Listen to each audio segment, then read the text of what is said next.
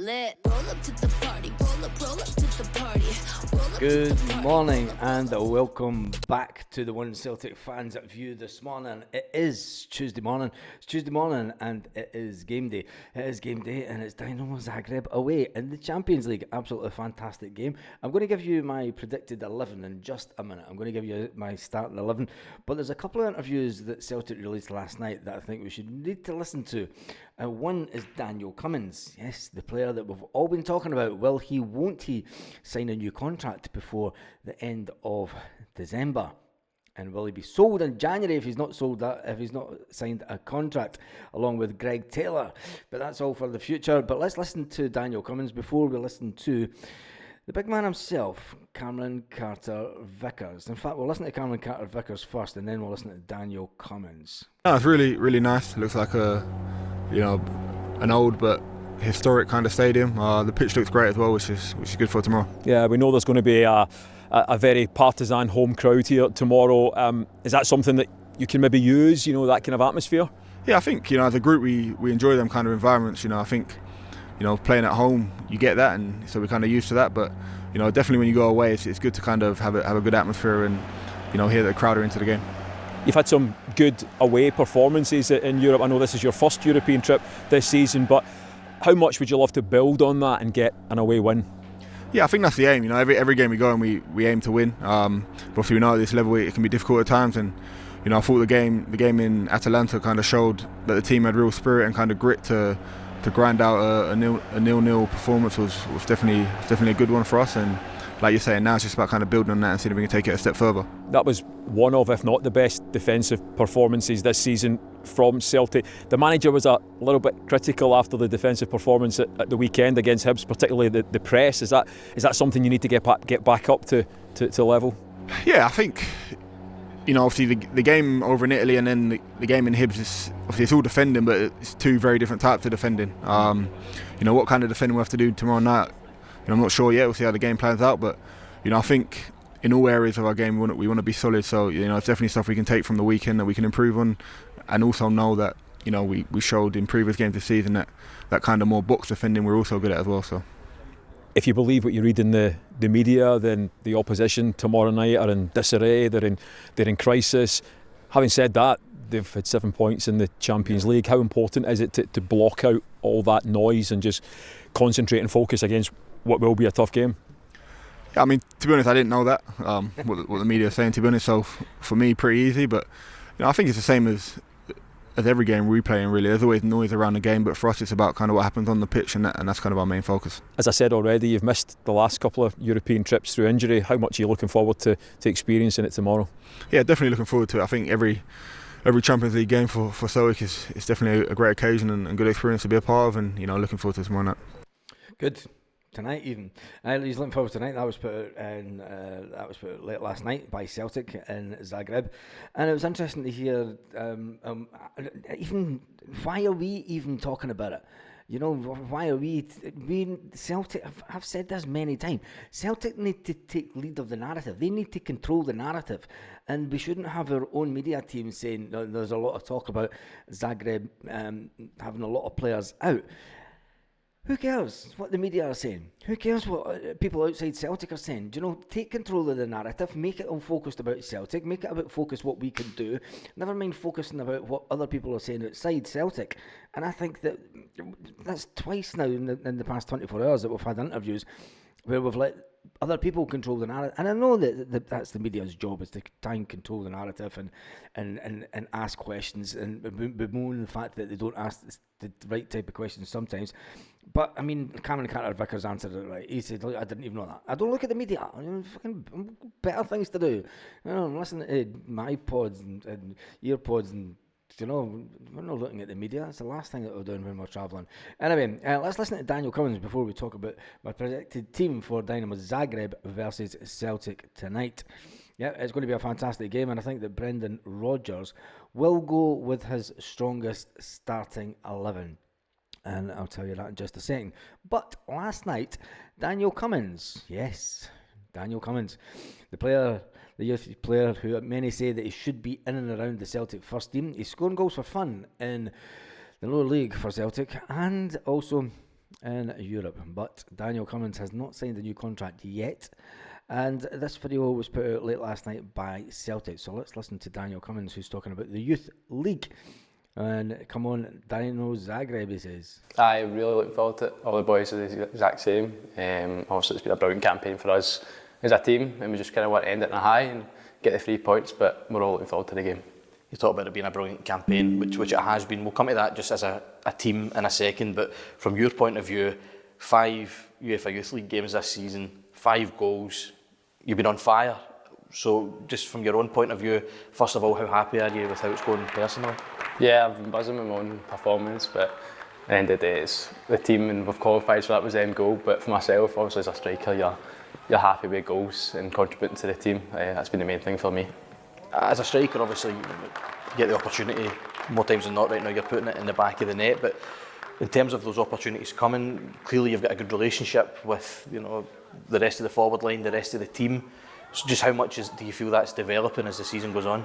Yeah, exactly. I think as a team, we're all in sync. We know where to be, and even boys coming on, everyone knows their job, and it's progressed over the months from the start of the season, working together during the pre-season, and it's starting to show now, especially in Europe and in the league. You obviously, like we're saying, in tremendous goal scoring form.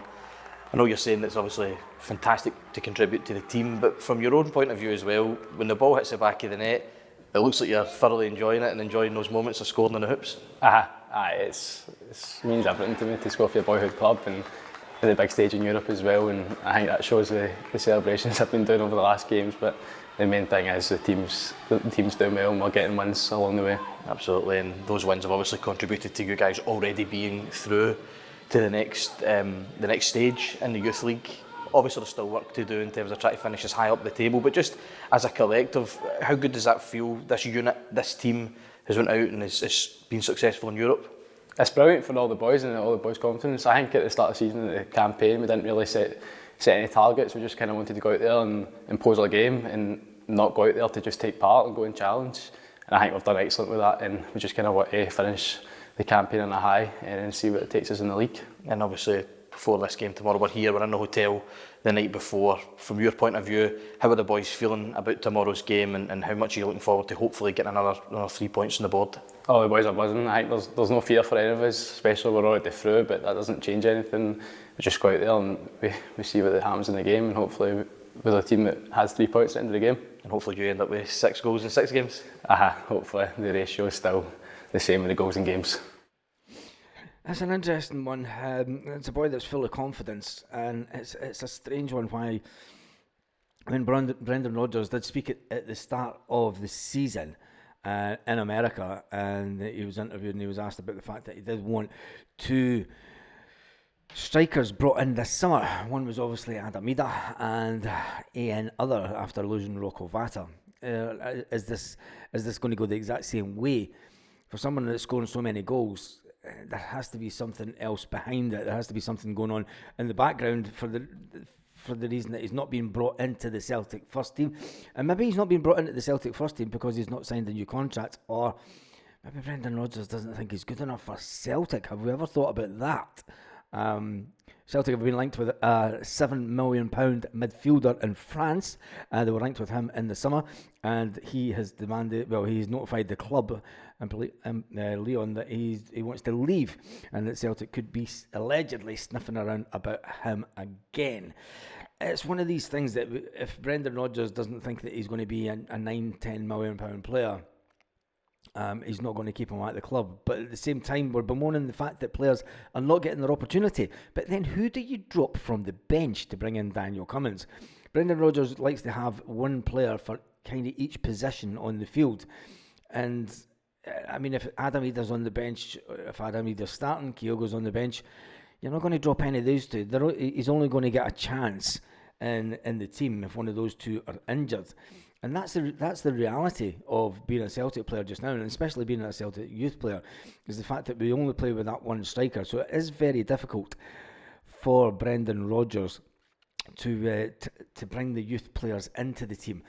And hopefully it's something that can get sorted out, because we have been losing far too many youth players, and I just think that when somebody is scoring the goals the way that he is, and the maturity that he has on the pitch when he's taking these goals, I mean, when you see them, you would like to see him playing against, for the first team, just to see what he can do.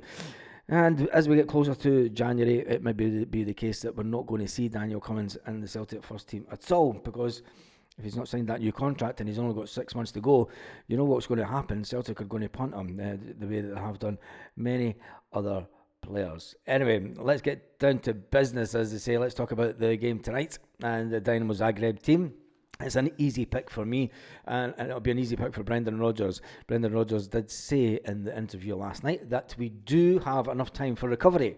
Yes, he was asked the question by someone in the media from Zagreb, from Croatia even, and they asked, are you going to take it easy tonight because you're thinking about the game on Sunday and Rangers, and that's a more important game, he said. And whilst it isn't a fantastic important game, but Brendan Rodgers says, look, tonight's an important game. It is an important game. We put everything into the game tonight. We're focused on one game at a time. There's no point focusing on that game. That'll take care of itself after tomorrow night. Once we finish the game tomorrow night, we've got enough time to recover. All the players have enough time to recover, which gives away the team that Brendan Rodgers will play. There'll be no squad rotation for this tonight. It'll be the first full team and the strongest team possible. And I think this will be the strongest team that he puts out. So there's going to be Schmeichel in goals. Trusty was interviewed yesterday by the media. So was Cameron Carter-Vickers. That tells you that those two are going to start the game tonight. And then on the wings, I think that he will go with Greg Taylor. He'll go with Greg Taylor because he wants Greg Taylor. He's came out publicly and said, I want Greg Taylor to sign this new contract. He's putting the onus on Greg Taylor to sign the contract. He's putting the onus on, his agent to get this deal done. Brendan Rodgers has told him that he wants them to stay at Celtic. So I'm going to go with Greg Taylor on one side, and I'm going to go with Alistair Johnston on the other. So your back four is going to be Ali Johnston, Cameron Carter-Vickers, Austin Trusty and Greg Taylor. It's the strongest position. It's the strongest players that we have for those positions. Austin Trusty gets it because he's a little bit faster than Liam Scales. Brendan Rodgers has told us that, so that's why I'll go for him. And him and Cameron Carter-Vickers just seem to be getting an ideal partnership, and that's why he was brought in. That's why Trusty was brought into Celtic, to give that partnership and have a solid back two that's kind of a settled back two. Although we can change it about a bit and we can get Liam Scales in, who's a fantastic player in his own right. I just think that Brendan Rodgers sees that as his strongest starting 11 for this game. Will Scales come back into the game for the Cup final? Well, you never know that one, do you? But anyway, we're going into the midfield. You're obviously starting with the captain, Kalmak. He has the experience of many, many games in the Champions League. But you're going to say, so does James Forrest, but he won't start. So you're going to go with Kalmak in the midfield.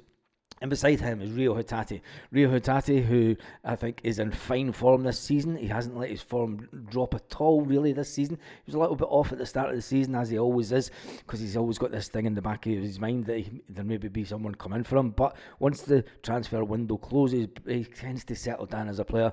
And let's just hope that he turns up, because sometimes in games he can disappear out of games for long periods. And his passing can be off, but then he pops up with a goal just like he did recently.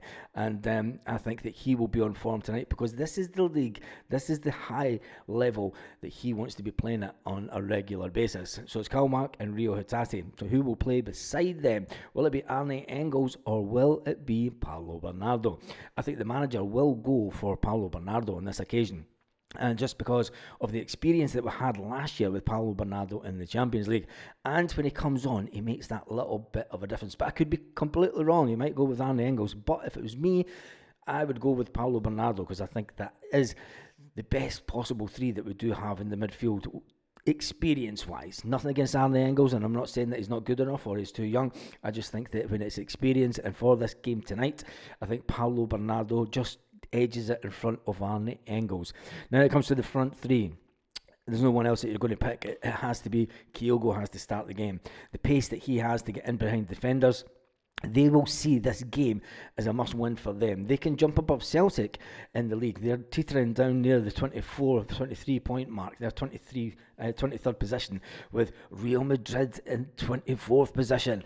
They'll be looking at it and saying, what the hell, Celtic are above us? But Zagreb will be thinking, if we can get a win tonight, it takes us up the league, and it gets us above Celtic and away from that danger zone of the automatic, you're not getting through stage. Let me just go.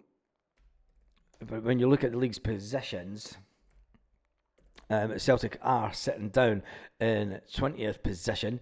The number of points that Celtic could amass is getting close to what I predicted. I did predict at the start of the season that we would go with 12 points. 12 points would be a successful, although it might be enough to just get us through to the playoff positions, but we're sitting on 8 points as it is. Sitting in 20th position, we've been knocked down to 20th position after the last round of games, but if we can win tonight, it will take us up. I mean, before a ball was kicked, it could take us up into the top 8. So you're going to start Kyogo, because we need goals, and Kyogo's the man who can give us goals. On the wing, there's no disputing who's going to play on the wing. It's going to be Daizen Maeda and Nico Kuhn. Those two can absolutely terrorise this defence tonight. And if they are having an off day, well, let's hope it's goals, and even more goals. The more goals that we do score, we are sitting on a big fat -0 goals. When you consider the situation with the game at the beginning of the Champions League and all those goals that got shipped in among that Celtic defence when they just felt a bit with Dortmund. In Germany, it's fantastic that we are sitting on 0 goals, because when you look at the teams that are just above us, Juventus are sitting on +2, PSV Eindhoven sitting on +3, Man City +6, Milan on 9 points, AC Milan on 9 points, sitting on +2 goals, 9 points Benfica +3, and then it's Bayern Munich +5. Lille, this is where it gets important. Lille +2 goals. Okay, they're sitting in 12th position on 10 points. Celtic could go above them with a win tonight. Sporting, they're sitting on +3 with 10 points also. Now, if we go into 11 points, that takes us right up into the top 8 of the Champions League. Let's hope the boys can do it tonight. A draw, I did call it a draw before the ball was kicked in the Champions League. Let's hope I'm wrong with that prediction. The only prediction I got wrong was the last game. I thought that was going to be a game that we could win at the start of the season, but then I also got one against one of the German teams wrong, and I called Atalanta as a draw away from home. Can we get that elusive win away in the Champions League tonight? Make sure that you join me at 1 hour and 30 minutes before kick-off tonight. We will be going live 1 hour and 30 minutes to talk about the game and talk about the team as it is released by Celtic. Yes, we'll always get on 1.5 hours before kick-off just to get everyone in the mood, get everyone psyched up, and talk about the team as it's released, and ultimately also talk about the guys that are on the bench. Good luck to the Celtic youth team tonight, this afternoon, should I say, playing against Zagreb. We'll get a look at that game also just before the big kick-off starts. And on that note, have an absolutely fantastic day, Celtic fans all around the world.